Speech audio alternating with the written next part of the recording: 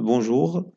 Aujourd'hui, Inch'Allah, on va essayer de résoudre ensemble cet examen qui concerne la première année, soit en faculté des sciences économiques et juridiques, bien sûr au Maroc et même à l'étranger, ou bien pour les techniciens spécialisés première année en gestion des entreprises, ou bien dans n'importe quelle spécialité qui enseigne les statistiques.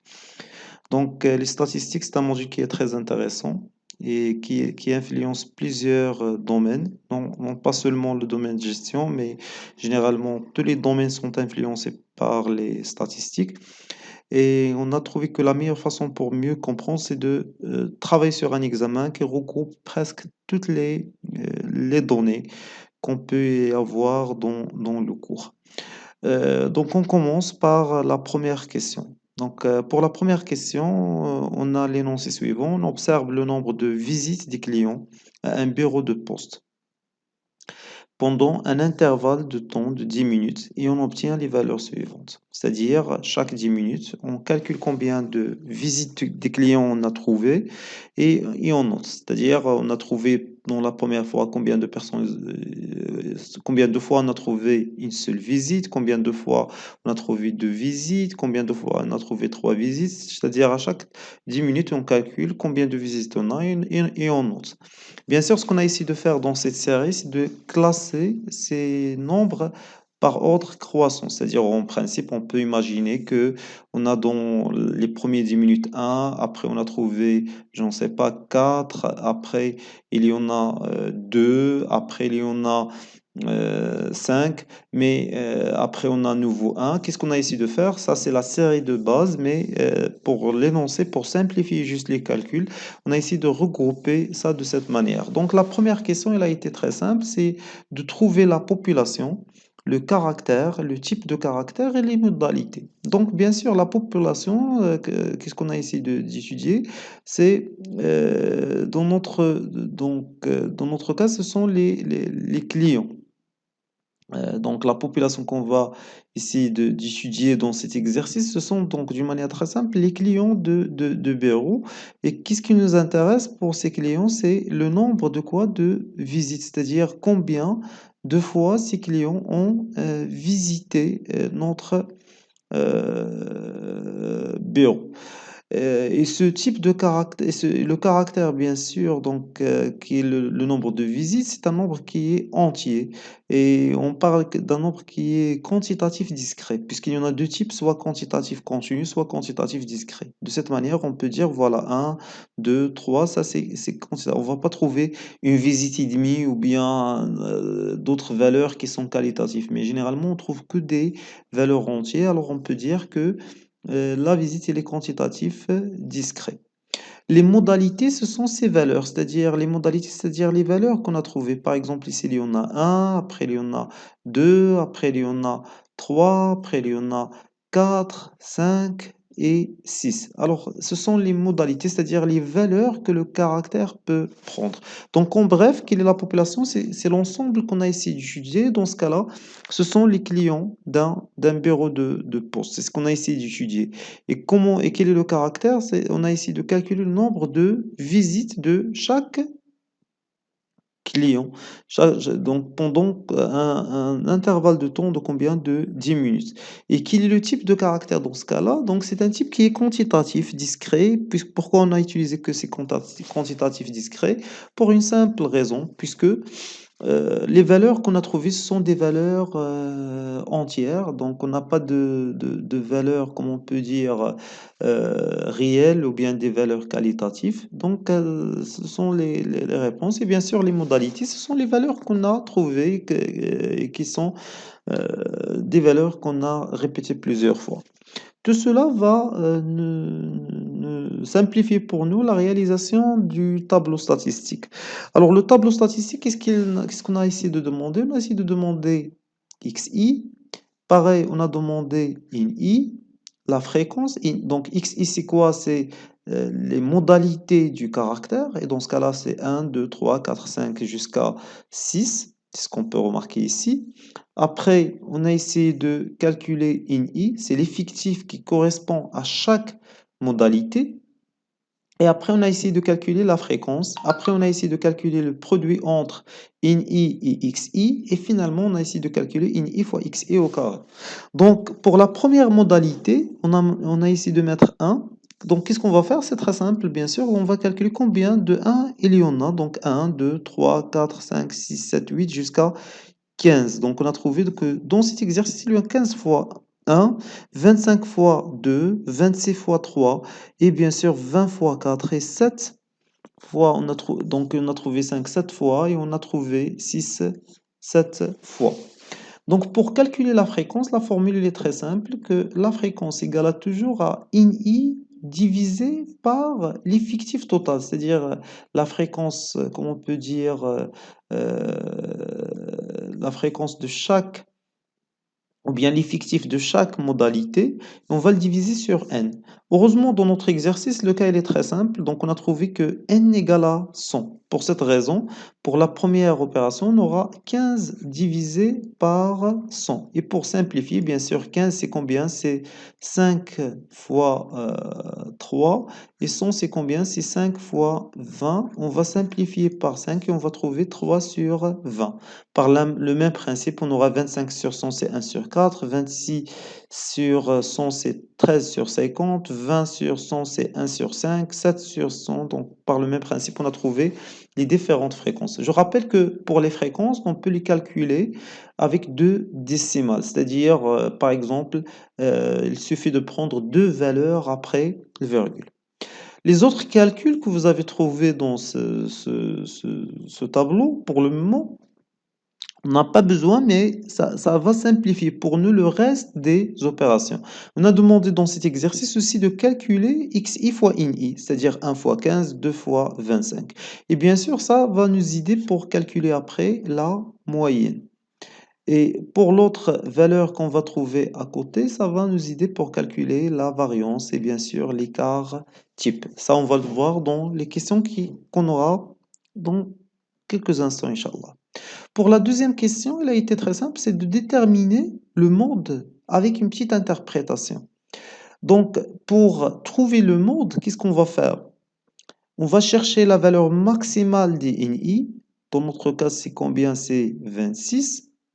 Et une fois qu'on va trouver cette valeur, on va chercher quelle est la valeur qui correspond à 26. C'est exactement 3. Cela veut dire que le mode 3. Donc, je rappelle, on a essayé de calculer premièrement la valeur maximale. Alors, une fois qu'on a trouvé la valeur maximale, on a essayé de faire correspondre ça à combien? À 3. Donc, directement, 3, c'est le mode. Donc, le mode, c'est la valeur ou bien la modalité qui correspond à quoi? À la valeur maximale de ini. Alors, comment on peut l'interpréter? Ça, on va dire oralement, c'est la valeur la plus fréquente. La valeur la plus fréquente dans cette série statistique est 3. Ou bien le nombre de visites le plus fréquent. Ça, c'est pour mieux interpréter en relation avec l'exercice. Donc, toujours, on dit la valeur la plus fréquente. Dans notre cas, c'est quoi cette valeur? Le nombre de visites dans chaque 10 minutes le plus fréquent est 3. C'est bon? Donc, de cette manière, c'est ce qui est demandé. Alors, on revient maintenant pour la quatrième question. C'est calculer la moyenne avec à nouveau une petite interprétation. Pour cette raison, qu'est-ce qu'on a essayé de faire? On a ajouté dans la table INI fois XI. Pour quelle raison? Car la formule qui permet de trouver la moyenne, c'est sigma de INI XI. À chaque fois, si vous avez trouvé la notion sigma, c'est-à-dire on va faire une somme. Donc à chaque fois quand on parle de quoi? De sigma, cela veut dire qu'on aura une somme. Et pour notre cas, c'est la somme de quoi? De tous les ini fois les xi. Je rappelle, c'est quoi ini fois xi? Dans la première fois, 15 fois 1, ça va donner 15. 25 fois 2, ça va donner 50. 26 fois 3, ça va donner 78, ainsi de suite. Donc, qu'est-ce qu'on a ici de faire? Donc, si on a déjà fait les calculs d'une manière correcte dans le tableau, donc on va trouver que la somme de tous les ini xi, c'est-à-dire 15 plus 50 plus 78 plus 80 plus 35 plus 42, ça va donner exactement 300. Et de cette manière, on aura sigma de ini xi divisé par n, c'est-à-dire 300 sur 100, c'est ce qui va donner 3.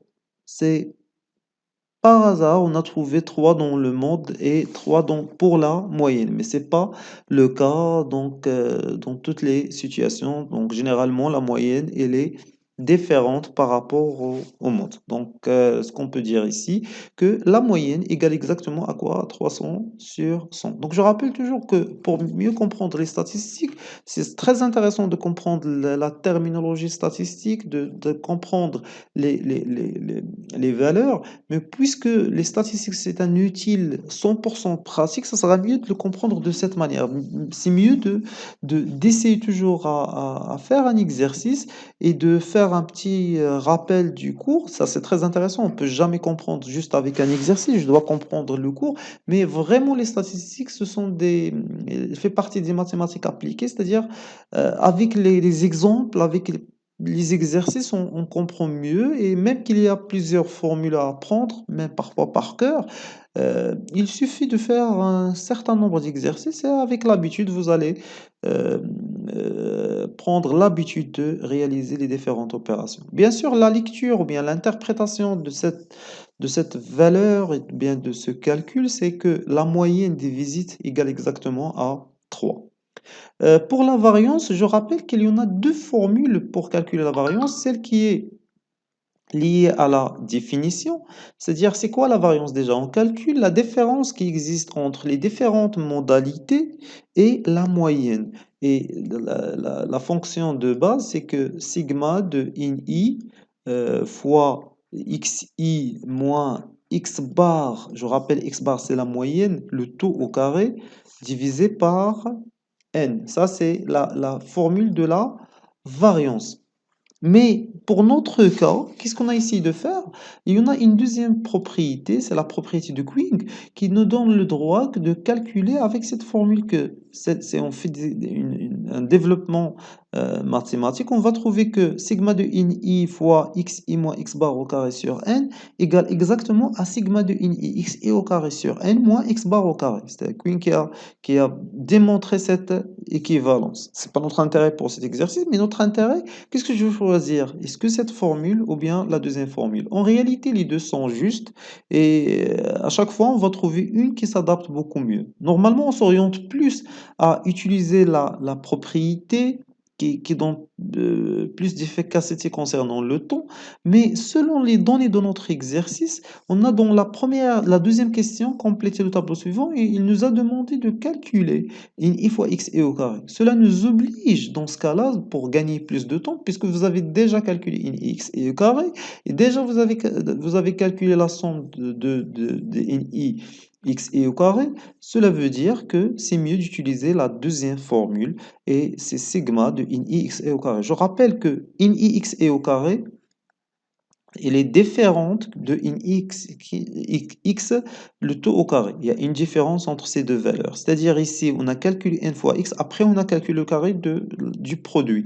Mais ici, on a calculé juste le carré de x et on a multiplié fois n.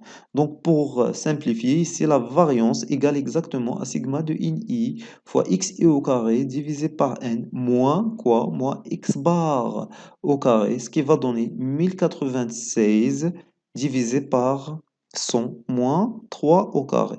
De cette manière, 1096 divisé par 100 moins combien? 3 au carré, c'est-à-dire 3 au carré c'est 9.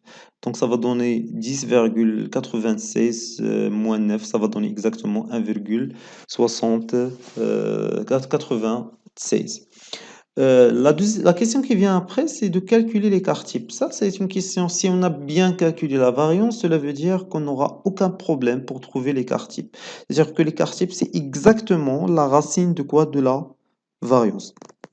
C'est-à-dire la racine de 1,96, c'est-à-dire 1,4. Et qu'est-ce que cela veut dire? Que les valeurs ou bien le nombre de visites s'éloignent de quoi? De la moyenne 3, d'un environ de combien? De 1,4. C'est-à-dire plus ou moins, on aura 3 plus ou moins 1,4. Ça, c'est la valeur. Alors, plus que l'écart type est petit, cela veut dire que plus que les valeurs qu'on a trouvées sont très, très centrées, plus que la moyenne représente la population. Donc ça a été tout pour le premier exercice. Donc je vais continuer avec vous, Inch'Allah, dans une deuxième vidéo, un deuxième exercice dans lequel on va traiter le cas d'un caractère continu, Inch'Allah.